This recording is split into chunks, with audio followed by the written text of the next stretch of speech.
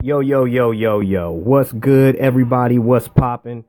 It's your boy DTown reppin' DK Dirty 330. What's good? Coming to you live and direct from an undisclosed location because the block is hot and the feds is watching. So I don't quite want to give away that location. But you know what I mean? Testing everything out here. This is a feature that Facebook just dropped, you know what I mean? And I'm just testing that out. Hey, what's up, Courtney? I see you out there. Droop, what's good, man? What's good with y'all? What's good? You know what I mean? I respect it, man. Thank you for showing up. Tish, what's popping, man? You know what I mean? I'm just on here talking smack, you know what I mean?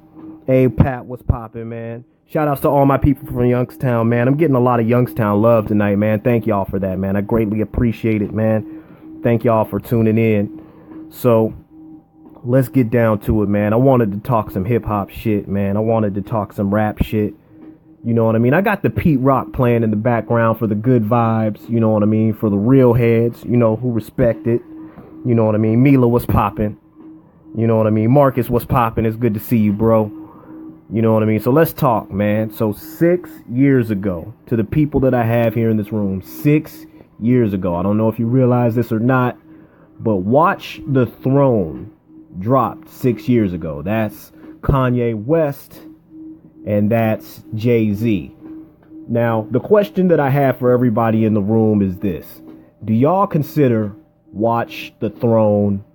Well, let me ask this. What's your favorite track off of Watch the Throne? And then also, do you consider Watch the Throne a classic album? All right. Now, me personally, I feel like it's a modern classic. 6 years, though, man, I don't necessarily know, man. Hey, what's up, John? Thank you for joining us, man. But 6 years, I don't know, man. I mean, it's definitely two iconic hip-hop artists. You know, you got Jay-Z and you got Kanye West teaming up on an album, Wrecking Shop. Hey, what's up, Soulful Samurai? What's good, Damon? You got two of them teaming up on an album. You know, Watch the Throne was definitely an amazing project, and I think it pushed the boundaries as far as like what can be done sonically on a hip hop record. But is that enough to call it a classic? That's what I want to know from y'all. Personally, my favorite track off of there was Otis. Otis is one of the hardest tracks. All right, so dang, he said not a classic in 6 years. So Droop, elaborate on that. Do you mean that it's been 6 years and it's not a classic at all? Or do you mean that it's been 6 years and that's not enough time for us to consider it a classic? Because that's an argument people make. You know, people make the argument that time is the thing that determines a classic. And if enough time doesn't pass, then, you know, it's too early to call something a classic. So I'm just trying to have you elaborate a little bit on what it is that you mean. I mean, me personally, I don't see it getting brought up in enough circles to be considered a classic at this time. You know what I mean? And that, Droop, thank you for elaborating on that, man. Not at this time. I think that's fair enough to say, but now that opens up the question of what is enough time, you know what I mean? Because the way that music moves now, you know, are we going to be waiting 10 years to determine if it's a classic? Because the way people consume stuff now, like when Kendrick dropped his album To Pimp a Butterfly, people were like instant classic. And then when he dropped Damn, people were like instant classic. You know what I mean? I don't think there's any such thing as an instant classic, but you know, I think I'm more along the lines of the time aspect of it. You know what I mean? I think that there just needs to be time that passes. And with as time passes, you know what I mean? You see how that project stands up against time. You know what I mean? And with it standing up against time, you know, you can pretty much see where it falls. Like, Watch the Throne, for me, when people talk about classics, I don't know why, but people just skip over that project. And when you bring it up in retrospect after the conversation has been had, people are like, yo, I don't know how I forgot that. I don't know how I forgot about that album. And personally, I feel like that's largely because of the marketing they put behind it. I think that they marketed it a lot for the moment and not necessarily like over time. You know what I mean? Like it's hard for me to articulate what it is that I mean, but there's a lot, like when you go back and you re-listen to that, you hear a lot of dope records.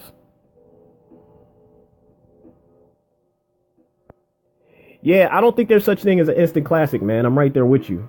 I think instant classic is something that, you know, has been the inception of the instant classic. What came from this era of social media. And with it coming from this era of social media, you know, we consume music at a quicker rate and at a faster rate.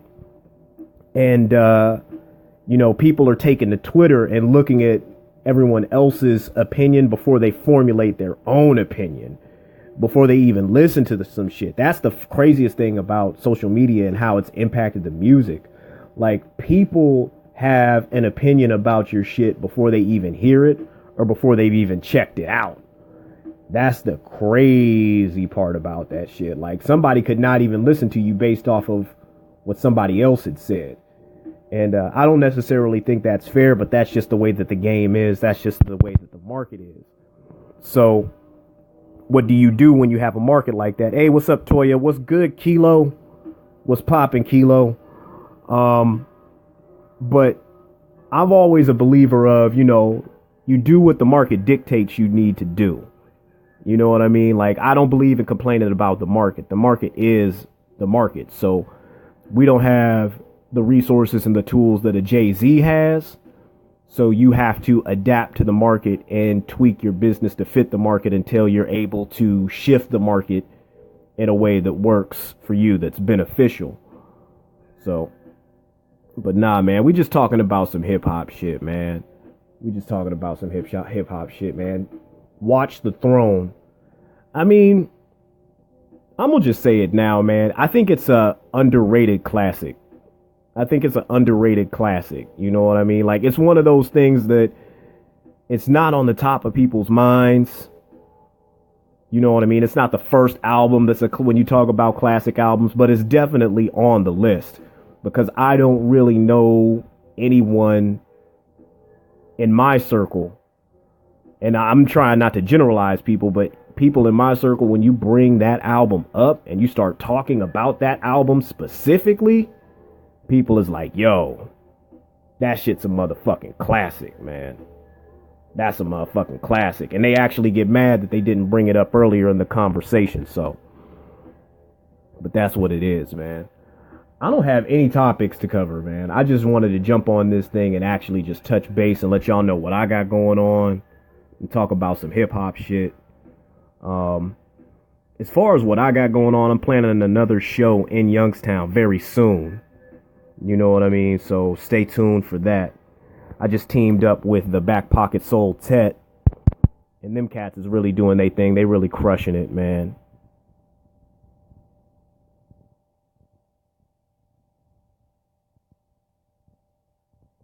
Man, Droop, I was over here getting hot. I was like, whoa, our first mistake was a classic. I'm like, yo, man, like, mixtape.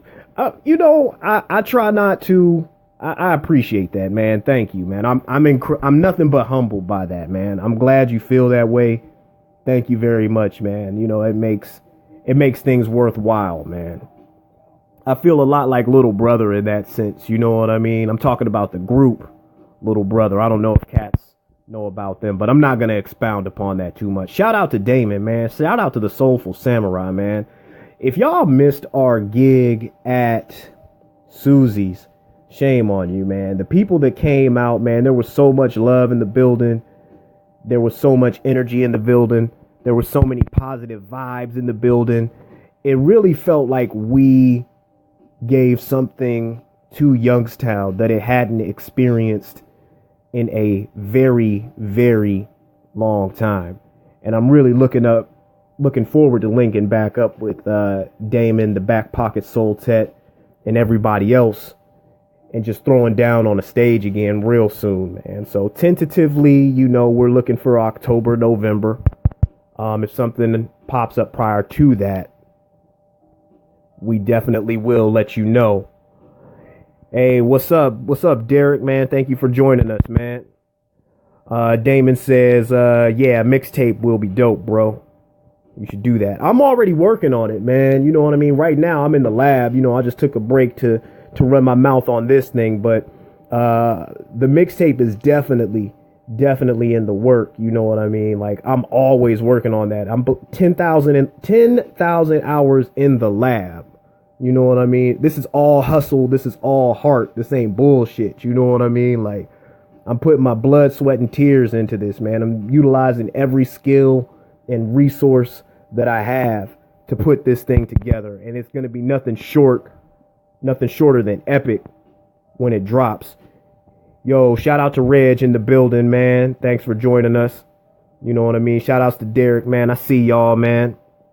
But, you know, I'm not talking shit, man. That's just real shit, man. You know, I'm really locked in and focused on the musical aspect of things. It's just that I happen to be, and this is going to sound crazy, but I happen to be so good at doing other things that it makes it difficult for me to focus on the music. Like, the podcast is really starting to take off. Like, I just got to interview one of the top battle rappers in the world. I just got to interview Arsenal.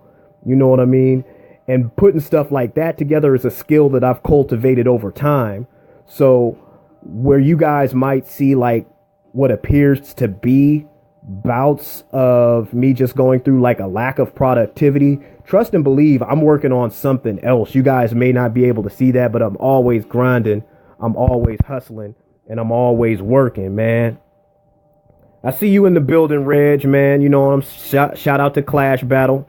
You know what I mean? Derek, I'll always tag you. You know what I mean? Like, one of the things that I don't like to do, and this is just me being the humble person I am, I really don't like to tag people unless I have something that I really need y'all to pay attention to, because I don't believe in fucking up y'all notifications like that. You know what I mean? Like, the people that fuck with me is going to fuck with me. You know, the algorithm in Facebook is going to put me right in front of you each time, every time, if you really fuck with me. But I really don't believe in harassing people that don't fuck with me. You know what I mean? I don't like going out of my way to do that, because I believe in standing where the seekers seek. And I also believe in going where I am celebrated, not where I'm tolerated. You know what I mean? So that's just the school of thought that I subscribe to. I'm not saying tagging people is wrong. You know what I mean? But since you've given me permission, I'm definitely going to tag you in the shit that I post moving forward. You know what I mean? So it's all love. It's all respect. It's all good stuff, man. Reg, what's going on with the Clash battle, man? Talk to me, bro. Damon, take it easy, man. Take it easy, man. I don't know if we can call this a radio show just yet. You know what I mean? Like, I've got a podcast, industry rule number 4080. You know what I mean? Oh, dog, like Mike. This is all audio. There is no video, man. You're not missing nothing, man. You're not missing a damn thing. This is something new that I'm introducing to the masses. You know what I mean? To get the message out there and to just talk my shit and work with people. You know what I mean? So the 20th is going down. What's going on? I got something popping off on the, okay. Yeah, no, I got a show on the 19th. I got a show on the 19th with SJ. So, the 20th, if I'm available, I'll definitely slide through. You know, if you let me know the location and stuff like that, we're going to be all good. Shout outs to Black Cloud in the building, man. One of the world-class producers that I've had the chance to work with. You know, thank you for joining us. You know, brag on Black Cloud a little bit. Black Cloud is the producer y'all need to be watching. He's gotten, I believe, 4 professional placements this year. And y'all really need to stop sleeping on him, man. He also produced Never Back Down and Shake Up the World. Both songs are on iTunes, man. You could cop those. But, nah, don't sleep on Black Cloud, man. Am I doing any shows in the land? I don't have anything set up for Cleveland just yet. You know what I mean? I'm probably going to set up something maybe in October or November. I'm looking to rev up in October and November because that's when my project should be done. I'm trying to finish it up at the end of August. So October and November, I'm just really going to rev up and just start doing shows between, you know, here, Cleveland, Pittsburgh, Akron, try and land something down there in Columbus. But just keeping the ball rolling, you know what I mean? Getting the brand, getting the DTown name out there, and just hustling and busting my ass, you know what I mean?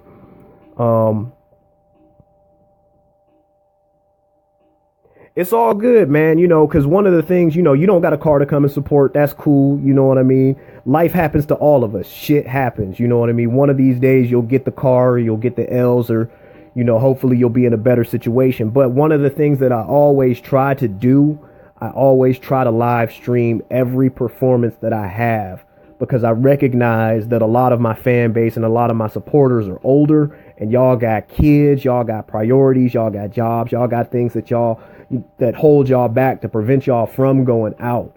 So me broadcasting live is a great way for me to stay connected with y'all. Even though you might not be there, you still might show support by showing up and checking out the live stream, because I believe that there's different levels of support and there's different ways that you can support an artist.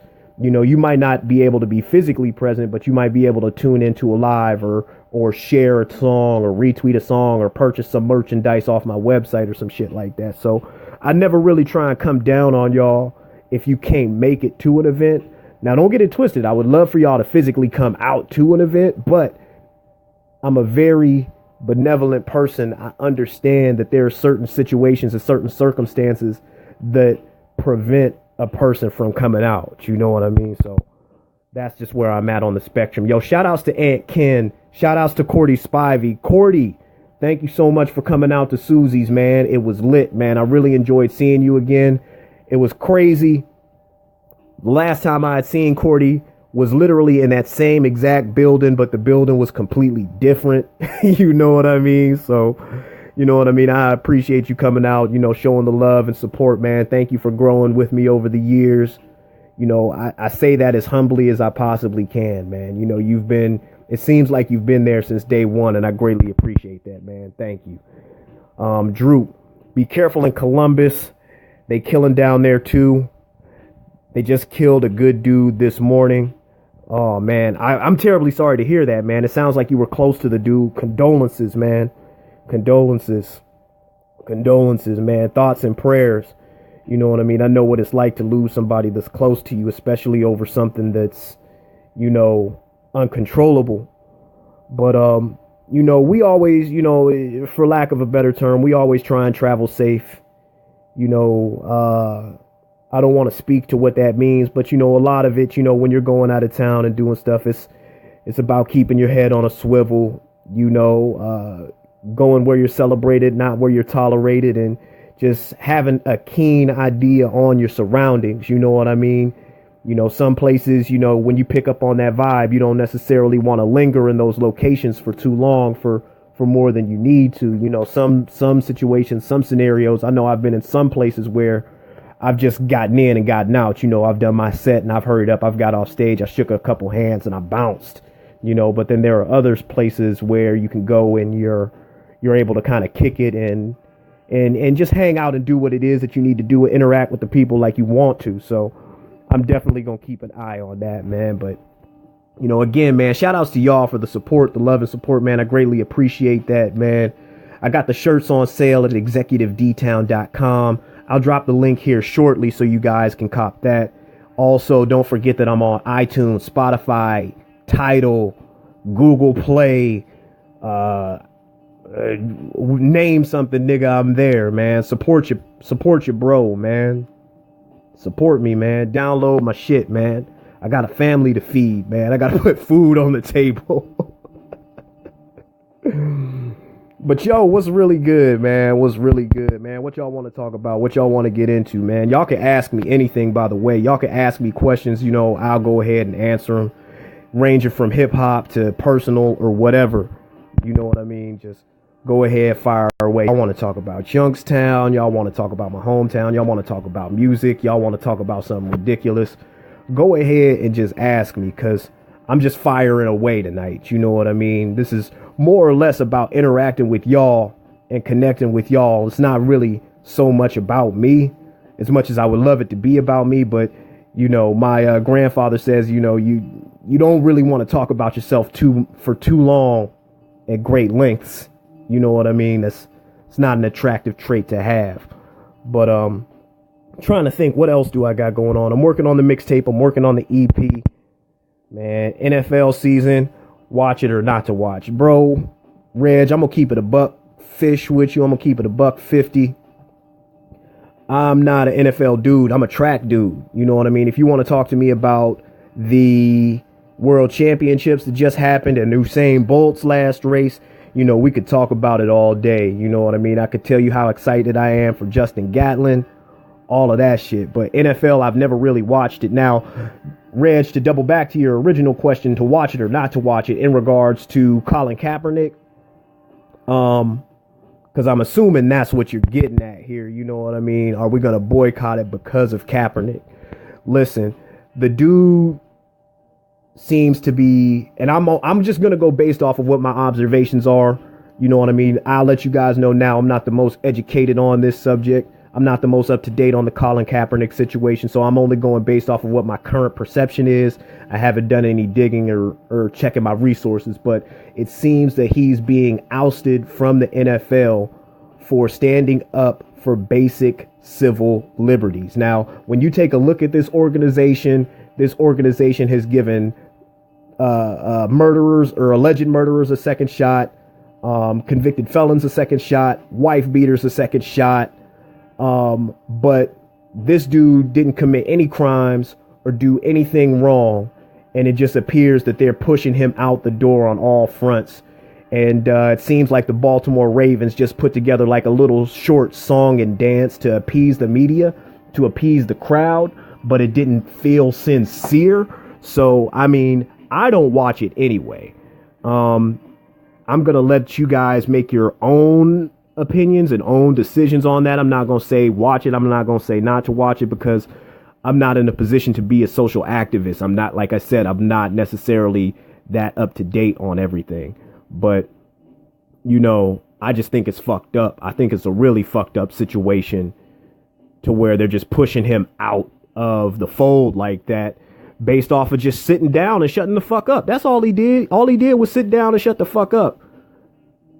That shit's fucking wild, man. Like he didn't do nothing. There are people playing ball now that have done far worse, far more extreme than he has. And all he did was shut the fuck up, sit down, and just, he said, so, if you think about it, not to play him, but he just said some basic shit. You know, people shouldn't be getting killed by cops. People shouldn't be fucking dying. You know, we need people to protect and serve us. He didn't say anything groundbreaking. He spoke very simple and very direct truths. And he's being penalized for it. I think that's fucked up. You know what I mean? So you guys can do what you want to do with that, but I've never really been big on the NFL. And, you know, I mean, I'm not watching. You know what I mean? Like, they was never getting no money from me anyway. So let's move on, man. Reg, I hope I answered your question, man. Keep the questions going, man. I'm going to keep answering shit as long as y'all keep asking them. So Mike asked, what artists inspired you to follow music and in turn become an artist yourself? Jazz Brown, what's good, man? Thank you for joining us, Jazz. Miguel, thank you for joining us. So Mike just asked, that's a really good question, Mike. I'm gonna keep it a buck. I'm gonna keep it 100. The first artist to inspire me on any level was Q-Tip from A Tribe Called Quest. The year was 1999. The song was Vibrant Thing. I thought the video was dope because it was a brother getting all the girls, and the video was really unique. It was directed by Hype Williams. And that song spoke volumes to me, you know, even though it was a song about like getting girls and shit like that. Like at the time, I might have been in like 7th or 8th grade.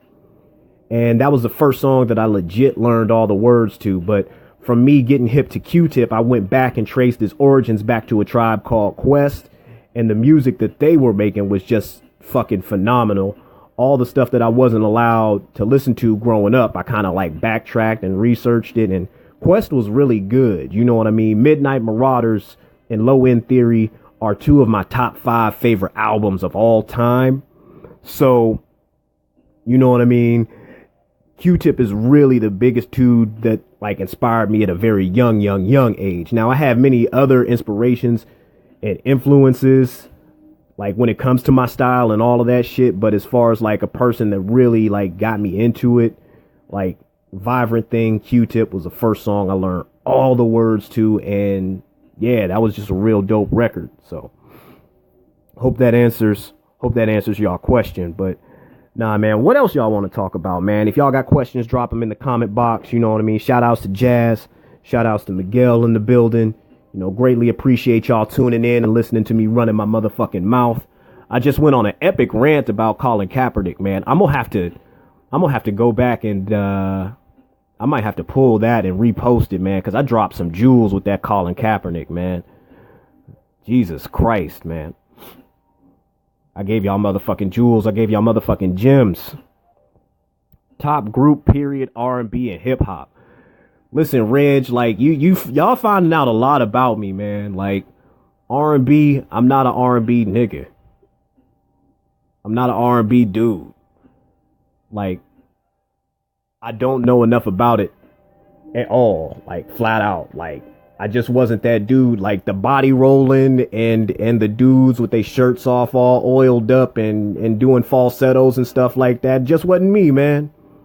Just wasn't me. You know, that was for the girls. You know what I mean? That was not for me, man. Not at all. Like just wasn't my cup of tea. You know what I mean? Like part of me feels like a lot of the R&B that was popping and that is popping.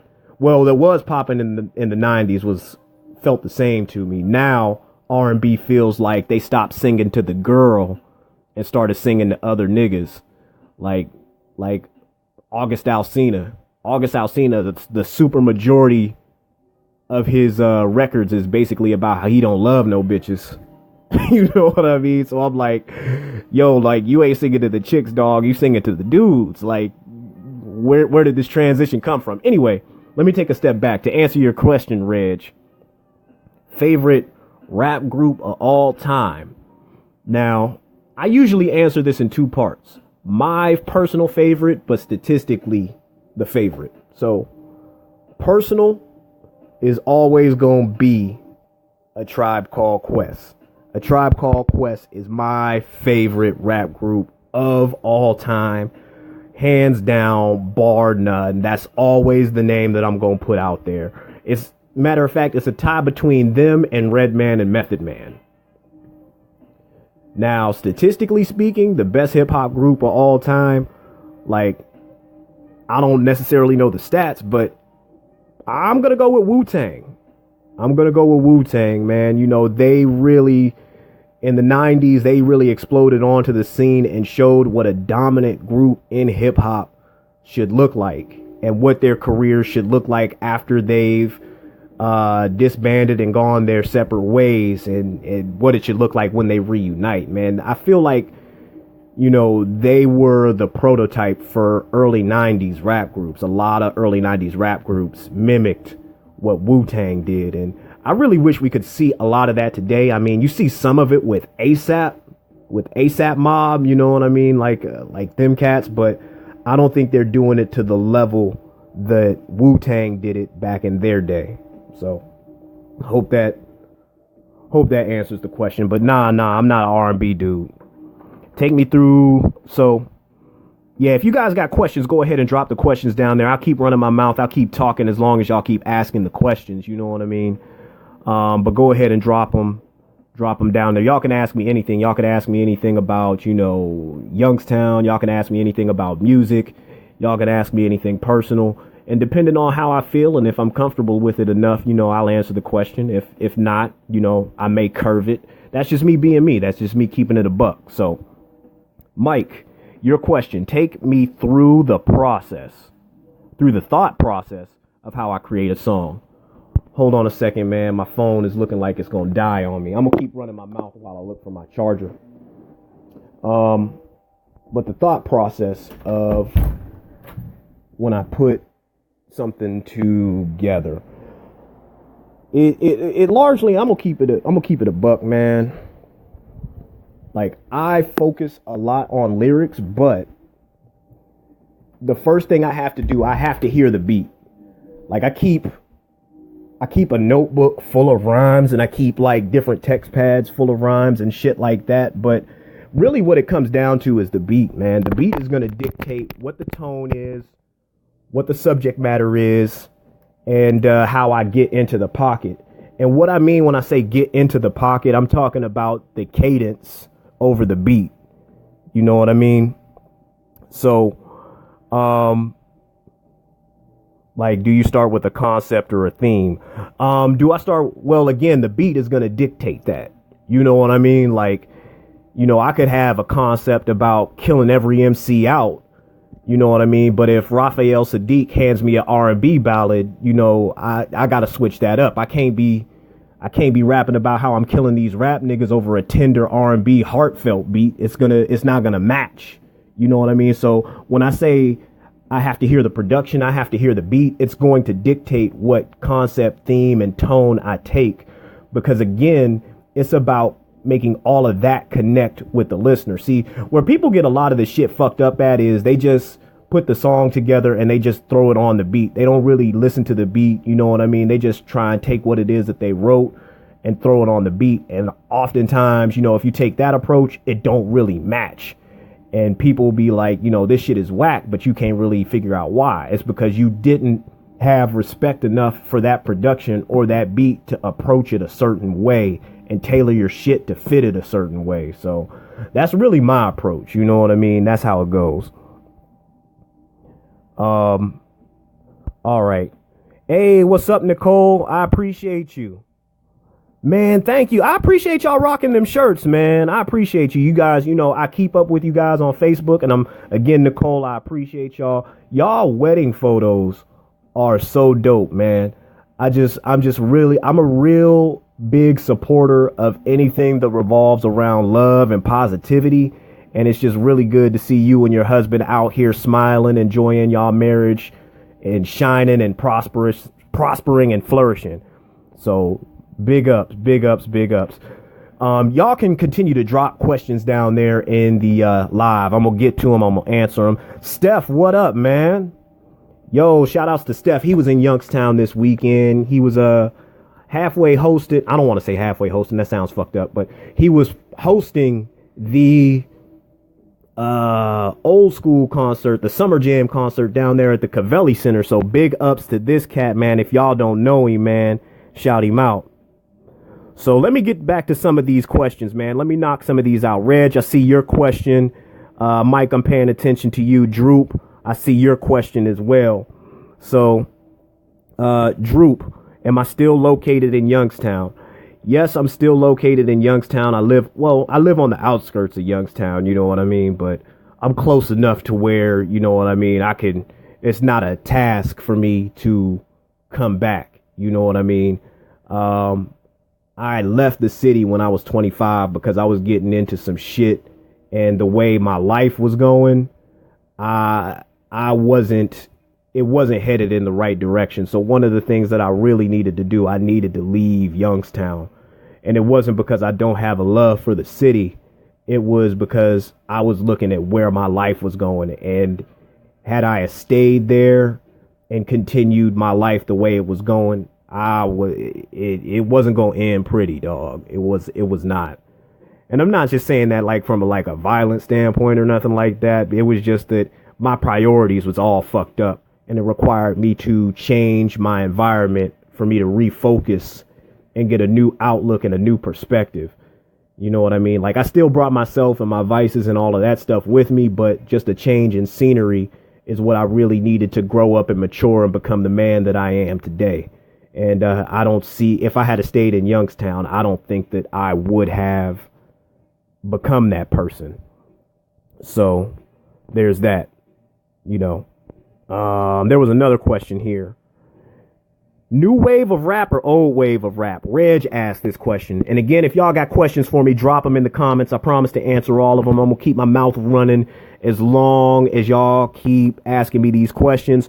New wave of rap or old wave of rap? Reg, I'm going to give you my answer. Both. Simple. Both. Now, and the reason I say both is because I think that when you start to break rap up and look at it like that, it creates a very adversarial stage to have that conversation, like a very combative stage, like old head versus new head. You know what I mean? Like, I think the music in the 90s, it had its place, it had its pocket, and it's still great. The 90s gave us a lot of classic records. Hey, what's up, Santino? Thanks for joining us, man. The 90s gave us a lot of classic records, but there's also classic records being let out now. And I'm just a believer in embracing all music, you know, regardless of what era it came from. I feel like, you know, one of my biggest gripes with hip hop and rap is it feels like we're one of the only genres that shits on the younger generation for doing their thing, for being them, for embracing their culture and embracing their truth and moving the culture, whether it be in a way that you view as positive or a way that you view as negative. I don't see any other genre really doing that as heavy as hip hop does it. And then in turn, the younger cats is like, I don't know who these old niggas think they are, but fuck them. You know what I mean? Because they come out and they feel attacked. So when you feel attacked, you know, the only thing human response is to hit back. You know what I mean? So to swing everything back around and to answer that question, new wave of hip hop or old wave of hip hop, I prefer both, man. Both are really good. Both are really dope. Both have something to offer. And I wouldn't recommend getting too fixated on one, because staying fixated on one, you lose out on the experience of the other. So that's my answer. Hey, man, I respect it, man. I'm old, you know what I mean? I respect the old era as well. Like, I came up in that era, you know, like late 90s, early 2000s. You know what I mean? So I came up at a really weird time where Cat's style was changing. You know what I mean? Cats went from focusing on lyrics to focusing on material things, you know, and flossing forearm tattoos and chains and bling bling and all that shit. So I can definitely relate. Mike, and again, you guys, questions. If you guys have questions, drop them in the comments below. I promise to answer them. Shout outs to Patty. Shout outs to Chantel Crum. My goodness. Thank you for joining the room, man. I appreciate it, man. I'm just running my mouth talking shit. But if you guys have questions for me, you know, about the music, you can ask them. About personal life, you can ask them. About the city, you can ask them. About hip hop in general, you can ask them. I'm going to give you an answer. Mike, to go back to your previous question, do I read or watch NNT? I don't know what that is. One Piece. No, I'm not watching One Piece because One Piece has been going on for 20 fucking years and it's 800 plus episodes with 1200 plus chapters. I'm not getting started on that. I respect my time and my grind and hustle too much than to sit and fucking sift through that shit. No. GOT, Game of Thrones. No. One Punch Man. Yes, I watch One Punch Man. Toriko. No, I haven't watched Toriko. GOH. I don't know what that is. I don't know what that is. We'll come back to that, though. We'll come back to that. Droop, respect. You're an old school rap dude. I respect that, man. Reg, you rock with music, period. I respect that as well. Santino, my man. Let's go. So Santino is asking, is new hip hop classified like Drake or J. Cole or Lil Yachty in 21? Okay, so let me so now we're breaking everything down into not classic, but damn it, we're breaking down like this new school hip hop. Like, okay, so let's talk about it, man.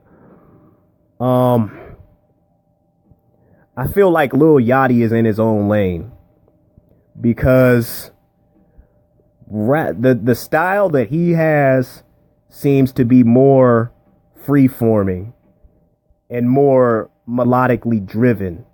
You know, I would go as far as to call it swag rap maybe, but I wouldn't call it hip-hop. And the reason I don't necessarily call it hip-hop is because hip-hop seems to have some type of message to it, to have some type of consciousness to it. Now, I would say J. Cole definitely is an example of what hip hop would be. Kendrick is definitely an example of what hip hop would be. 21 Savage, he's more on like the rap end of the spectrum. You know, he does, from what I understand off the new album, he does have a record that gets somewhat political, but the amount of conscious and political content and the amount of content that he has with a message in it that would be geared at like towards telling a story or uplifting people or displaying some type of lyrical skill is far and few in between. So I wouldn't necessarily call him hip hop. He's just a rapper with a hip hop song at this point. But Santino, I really don't know how to answer that question, man. I think Drake is more of a pop star than anything. We can't really say Drake is hip hop. You know, he's going to have that asterisk next to his name forever based on how Meek exposed him for having various writers and stuff like that. And, you know, that is breaking the cardinal rule of hip hop right there. You know, thou shalt not have ghostwriters. So Drake is a pop dude that can rap, that can sing. He's going to be a powerhouse. He's a super brand. I don't see him going anywhere anytime soon. So there's that. Hey, what's up, Murad? What's up, Murad? Woo. Hey, what's up, Alexis? Yo, so you guys can keep asking me the questions. I'm still going to continue to answer them. 7 Deadly Sins, Mike. Yes, I do watch it. But Netflix needs to quit trying to bullshit us with that punk ass OVA that they gave us. They gave us 4 episodes and try to call it a season. I'm not buying that shit, man. Respect me. Put some respect on my name. You know what I mean? We better than that out here. Yeah, but you guys can continue to ask me the questions. I'm definitely going to answer them to the best of my ability. How'd I meet my wife? That's a good question, Mike. I met my wife 2007. We were significantly younger back then, but she was a spoken word artist at the time, and I went to a spoken word night that she had in Warren, and she blew me away. I kept in contact with her on Facebook, and we just started hanging out a couple years back, maybe like 6-7 years ago, and we just, you know, from us hanging out, one thing led to another, and, you know, I knew she was the one because she made my life significantly better in a multitude of ways. I realized that I was a better man when I was with her. And, you know, when you have a good thing like that, you don't want to fuck it up. You know what I mean? So the only thing, you know, the right thing to do was, you know, when you have somebody like that that's special, and, you know, I felt like very, very strongly towards her. You know, I was definitely in love with her, and I'm still in love with her. You know, I don't want to speak like it's past tense, but we're talking about the past, you know what I mean, leading up to the future. But just one hell of a woman, man. Hadn't met anybody like her. She's incredibly special.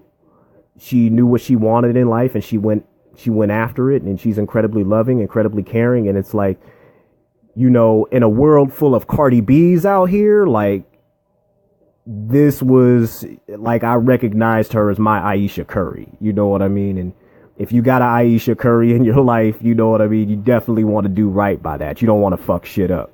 So,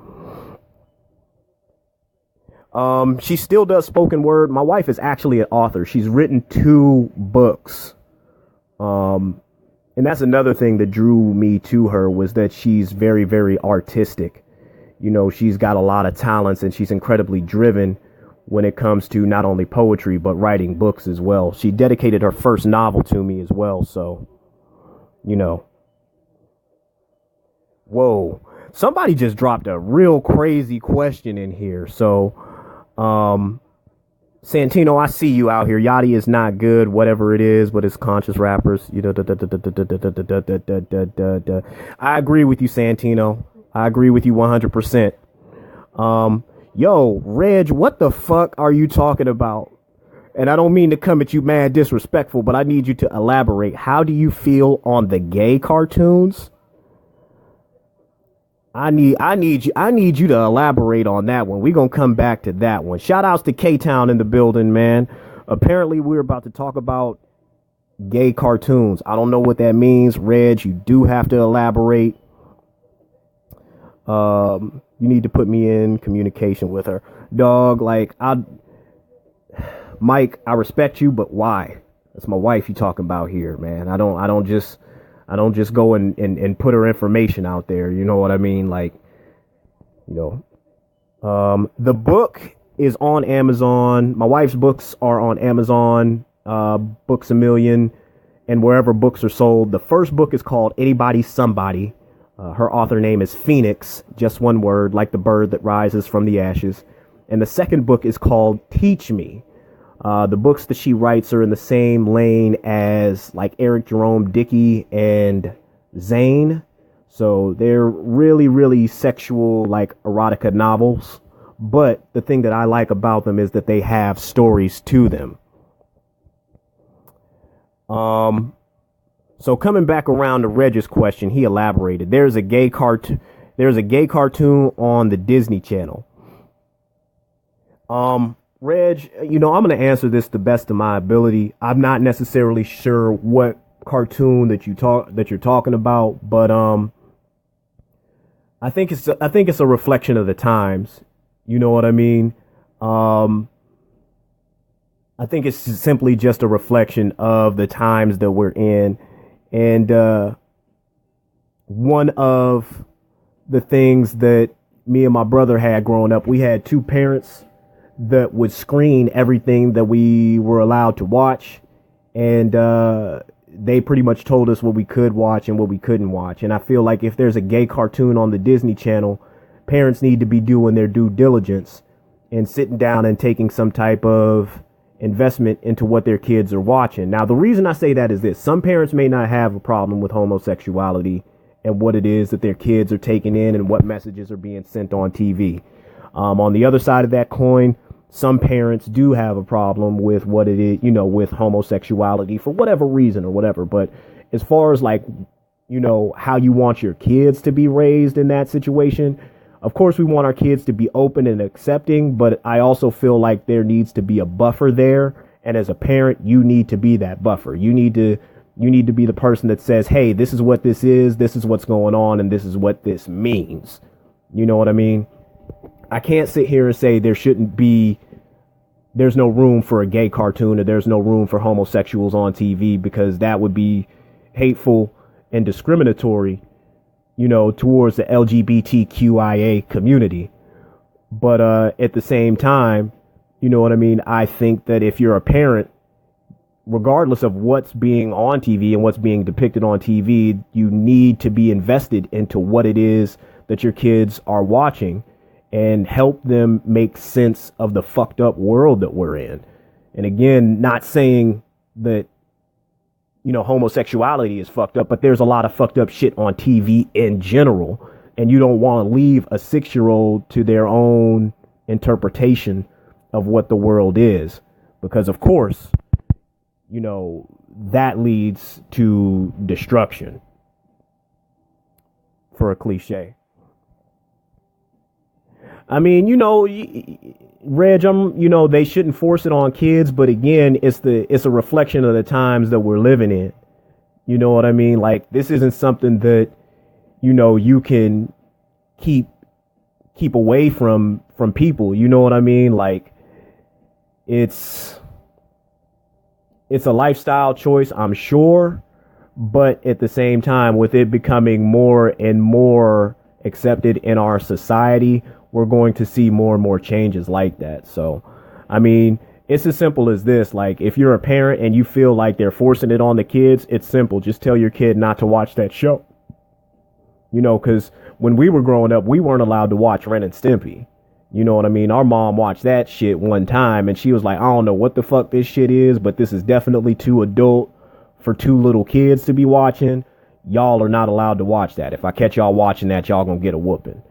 And, I go back and I look at some of the shit on Ren and Stimpy and I'm like, damn, this shit was like adult for like a kid. You know what I mean? So again, I think it's just up to the parents to step in and intervene as necessary, to help make sure that that message is conveyed.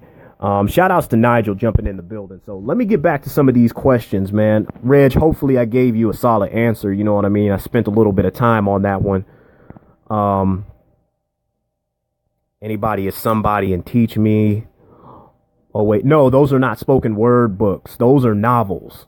Those are novels. My wife has 2 novels. They're not spoken word books. No, she doesn't have a YouTube of her spoken word. That's something that we're going to be working on very soon. No, I don't do spoken word. Spoken word is not something I do. It takes a certain type of dedication and style to pull that off. I'm more of the guys that I came up listening to, you know, Q-Tip, Eminem, Redman, Method Man. Those are the people that really influence my style, and I've never really seen them do spoken word, or their style doesn't really mimic spoken word. So I guess you could say that that has an impact on how I present myself and what my music does and how my music sounds. And, you know, it's just not, it's something that you want to play to your strengths. And being self-aware, you have to understand what your strengths are and what your weaknesses are. And once you know and you've identified what your strengths and weaknesses are, you want to double down on your strengths as much as possible.